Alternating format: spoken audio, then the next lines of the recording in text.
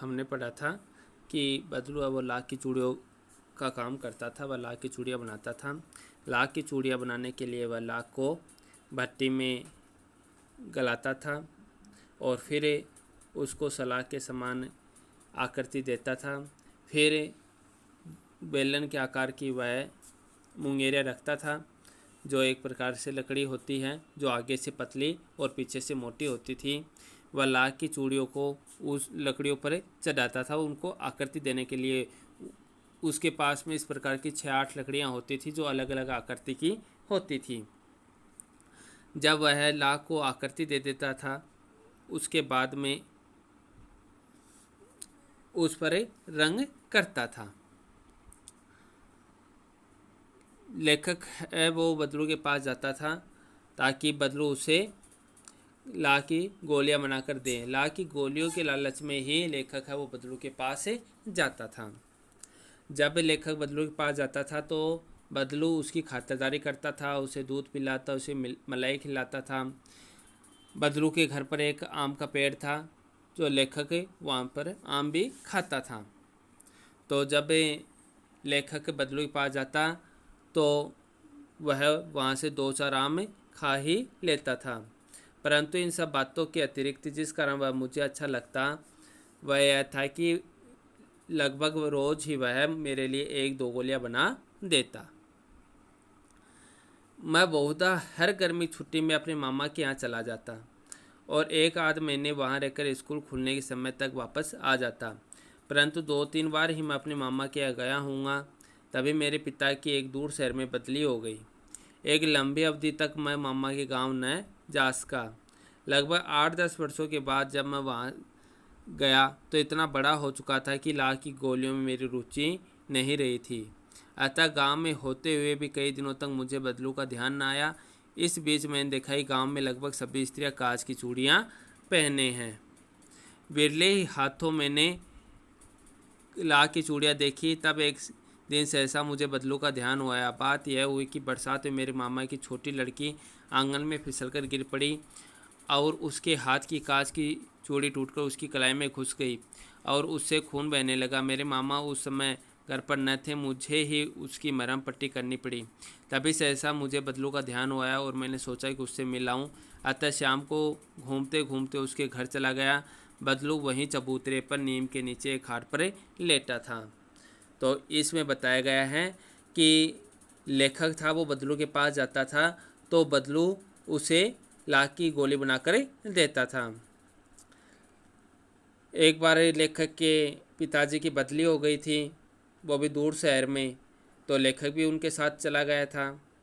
और फिर जब अपने मामा के गांव लौट कर आया तो बहुत समय बीत चुका था।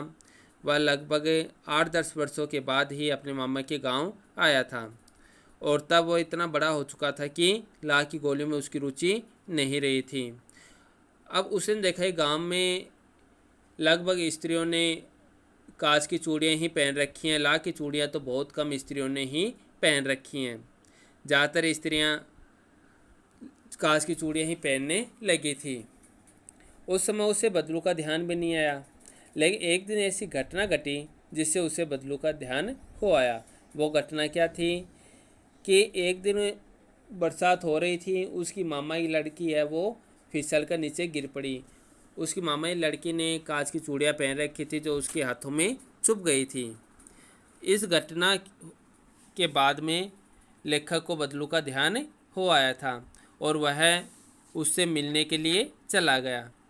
जब लेखक बदलू के पास गया तो उसने देखा कि बदलू है वो चबूतरे पर नीम के नीचे एक खाट पर लेटा हुआ था। नमस्ते बदलू काका, मैंने शब्द लेखक के लिए आया है। नमस्ते भैया, उसने मेरी नमस्ते का उत्तर दिया और उठकर खाट पर बैठ गया। परंतु उसने मुझे पहचाना नहीं और देर तक मेरी ओर निहारता रहा। मैं हूँ जनार्दन काका। लेखक का नाम क्या था? जनार्दन। लेकिन बदलू उसे लल्ला कहकर पुकारता था। आपके पास से गोलियां बनवा कर ले जाता था, मैंने अपना परिचय दिया। बदलू फिर भी चुप रहा, मानो वह अपने स्मृति पटल पर अतीत के चित्र उतार रहा हो। और तब वह एकदम बोल पड़ा, आओ आओ लल्ला, बैठो, बहुत दिन बाद गांव आए। हाँ इधर आना नहीं हो उसका काका, मैंने चारपाई पर बैठते हुए उत्तर दिया। तो इसमें बताया गया है कि लेखक है वो बदलू के पास जाता है और बदलू को कहता है कि नमस्ते बदलू काका। तो बदलू उसे जानता नहीं है तो वह अपना नाम बताता है कि मैं तो जनार्दन हूँ, जबकि बदलू है वो लेखक को लल्ला कहकर पुकारता था जनार्दन नाम से। फिर भी बदलू उसे पहचान नहीं पाया तो उसने कहा कि मैं आपके पास आता था और आप मुझे लाख की गोलियां बनाकर देते थे।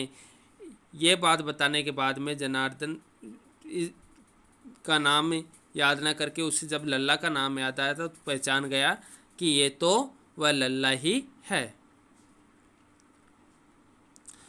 कुछ देर फिर शांति रही। मैंने इधर उधर दृष्टि फैलाई, न तो मुझे उसकी मच्छियाँ ही नज़र आई न भट्टी। अब उसकी भट्टी उसको नज़र नहीं आई। तो आजकल काम नहीं करते काका, मैंने पूछा। हाँ मैंने शब्द लेखक के लिए आया। नहीं लल्ला, काम तो कई साल से बंद हैं। मेरी बनाई हुई चूड़ियाँ कोई पूछे तब तो गांव गांव में कांच का प्रचार हो गया है। वह कुछ देर चुप रहा, फिर बोला मशीन युग है न यह लल्ला, आजकल सब काम मशीन से होता है, खेत भी मशीन से जोते जाते हैं, और फिर जो सुंदरता कांच की चूड़ियों में होती है लाख में कहाँ संभव है। तो गांव की अधिकांश महिलाएं कांच की चूड़ियाँ पहनने लगी थी। इस कारण बदलू का काम धंधा चौपट हो गया था। लेकिन कांच बड़ा खतरनाक होता है, बड़ी जल्दी टूट जाता है। मैंने कहा नाजुक तो फिर होता ही है लल्ला। कहते कहते उसे खांसी आ गई और वह देर तक खांसता रहा। यानी बोलते बोलते बदलू को खांसी आ गई। मुझे लगा उसे दमा है। अवस्था के साथ साथ उसका शरीर ढल चुका था। उसके हाथों और माथों पर नसें उभर आई थी। जाने कैसे उसने मेरी शंका भांप ली और बोला दमा नहीं है मुझे, फसली खांसी है। यही महीने 2 महीने से आ रही है, 10-15 दिन में ठीक हो जाएगी। मैं चुप रहा। यहाँ पर लेखक के लिए आया है, लेखक है वो चुप रहा, बदलू है वो बोलता रहा। मुझे लगा उसके अंदर कोई बहुत बड़ी व्यथा छिपी है। व्यथा होता बीमारी या दुख, कि उसमें कोई ना कोई उसके दुख है। मैं देर तक सोचता रहा कि इस मशीन युग ने कितने हाथ काट दिए हैं। कुछ देर फिर शांति रही जो मुझे अच्छी नहीं लगी। यानी बदलू अब वो अपनी मेहनत से लाख की चूड़ियाँ बनाता था, लेकिन मशीनी युग आने के कारण कुछ ही समय में बहुत सारी कांच की चूड़ियाँ बन जाती हैं। किसके द्वारा? मशीन के द्वारा। आम की फसल अब कैसी है काका? कुछ देर पश्चात मैंने बात का विषय बदलते हुए पूछा। अच्छी है लल्ला, बहुत अच्छी है, उसने लहक कर उत्तर दिया और अंदर अपनी बेटी को आवाज़ दी। अरे रज्जो, लल्ला के लिए आम तो ले आ।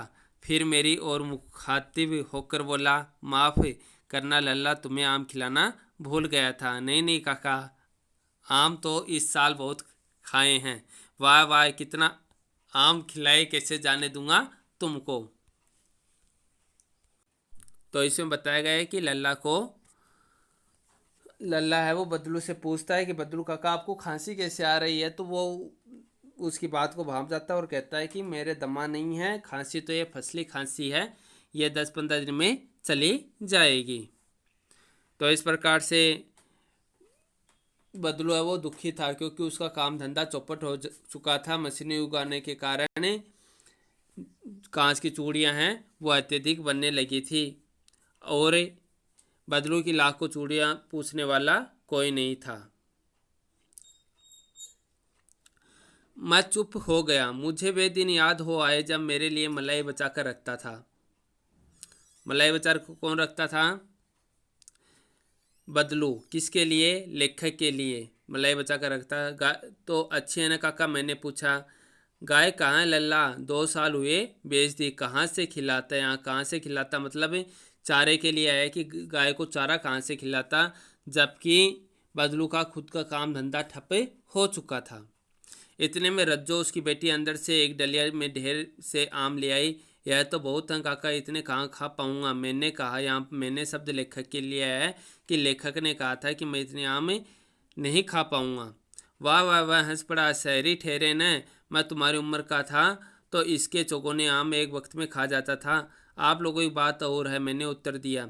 अच्छा बेटी, लल्ला को 4-5 आम छांट कर दो, सिंदूरी वाले देना। देखो लल्ला कैसे हैं, इसी साल यह पेड़ तैयार हुआ है। रज्जो ने 4-5 आम अंजुली में लेकर मेरी ओर बढ़ा दिए। आम लेने के लिए मैंने हाथ बढ़ाया तो मेरी निगाह एक क्षण के लिए उसके हाथों पर ठिठक गई। गोरी गोरी कलाइयों पर लाख की चूड़ियाँ बहुत ही फबे रही थी। फबना होता सुंदर लगना। तो जब रज्जो के हाथों में लेखक ने लाख की चूड़ियाँ देखी तो वो बहुत ही सुंदर लग रही थी।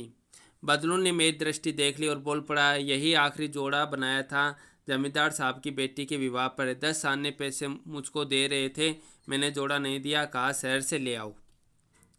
मैंने आम ले लिए और खाकर थोड़ी देर पश्चात चला आया। मुझे प्रसन्नता हुई कि बदलू ने हार कर भी हार नहीं मानी थी। उसका व्यक्तित्व कांच की चूड़ियों जैसा न था कि आसानी से टूट जाए। तो इसमें यही बात बताई गई है कि आजकल मशीनी युग शुरू हो गया है। मशीनी युग के कारण अनेक कामकाज हैं वो ठप हो गए हैं। जहाँ पर व्यक्ति काम करते थे वो काम मशीन कुछ ही घंटों में कर देती है। तो इस प्रकार से बेरोजगारी की समस्या है वो मशीनी युग के कारण आ गई। धन्यवाद।